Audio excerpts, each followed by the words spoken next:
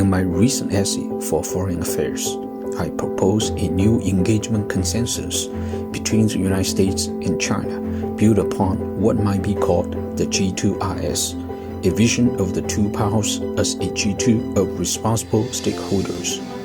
Despite all the talk of a new Cold War, I see an alternative, where the United States and China manage their differences and compete in a calibrated, constructive manner.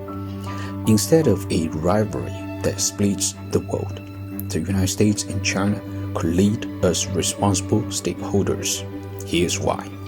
Back in 2005, Robert Zoellick, then U.S. Deputy Secretary of State, argued that the United States should welcome China to become a responsible stakeholder. 4 years later, former U.S. National Security Advisor Zbigniew Brzezinski proposed an informal G2, or group of two, between the United States and China. My idea for G2RS combines these concepts. A G2RS world doesn't exclude other stakeholders, nor does it lead to the creation of a wider global condominium. Rather, it envisions the United States and China as two pillars in an evolving new global order. A new engagement consensus would allow a return to a more traditional hedging approach that sets a boundary to competition and allows for cooperation. We've seen aspects of this before. Barack Obama's pivot to Asia was essentially a hedging strategy in nature. But, as we know, the Trump era moved much closer to new containment, while China has been pursuing a hedging strategy that aims to minimize strategic risks and shape U.S. policies. A new trade relationship is called for in a new engagement consensus.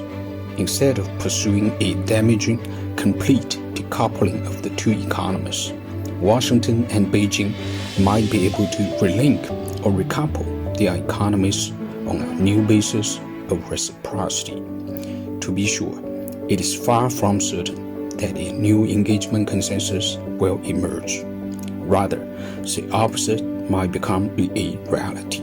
Yet, it is not too late for Washington and Beijing to set a new course, repair damaged trust, and restabilize the U.S.-China relationship.